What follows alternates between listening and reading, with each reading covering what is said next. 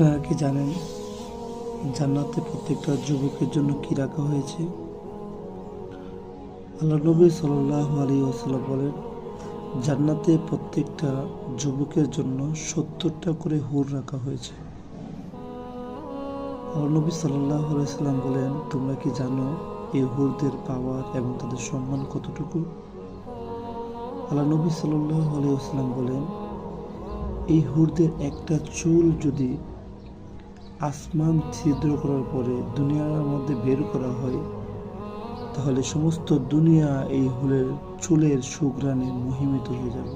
সুবহানাল্লাহ। আল্লাহ রাসূল সাল্লাল্লাহু আলাইহি ওয়াসাল্লাম আরও বলেন যে হুরদে যদি একটা পা আসমান ছিদ্র করার পরে বের করা হয়, তে চন্দ্র এবং সূর্য চিরকালের জন্য তারা আলো হারিয়ে ফেলবে। এত আলো তাদের। আল্লাহ নবী আরও বলেন, এই হুর যদি একটা মুস্কি হাসি দেয়, সমস্ত দুনিয়া আলোকিত হয়ে যাবে। তিনি আরও বলেন যে হুরদেরকে কি দিয়ে সৃষ্টি করেছে তোমরা কি জানো?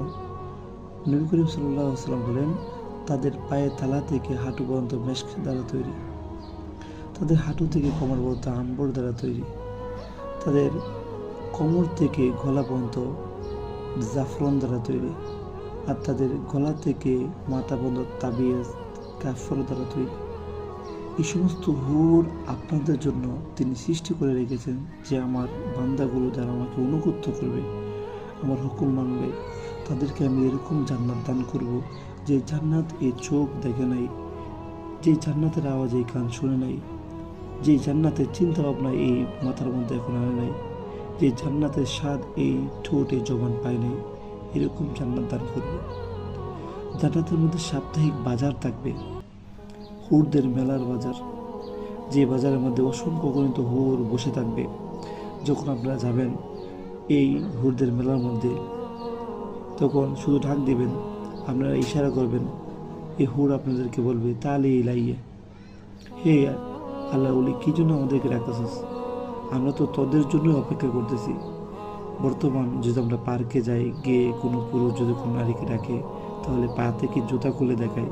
কিন্তু জান্নাতের বাজার আছে, পার্ক আছে, সেই পার্কের মধ্যে অসংখ্য গণিত হুররা আপনার জন্য অপেক্ষা করবে। আপনি ডাক দিবেন, আপনার সাথে আসে যাবে, বলবে, হে আল্লাহ বলি, আমরা তো তোর জন্য অপেক্ষা করতেছি।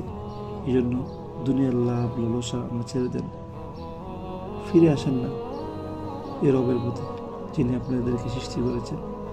তিনি আপনাদেরকে যা দিবেন, দুনিয়ার কোনো মানুষ আমাদেরকে তা দিতে পারবে না।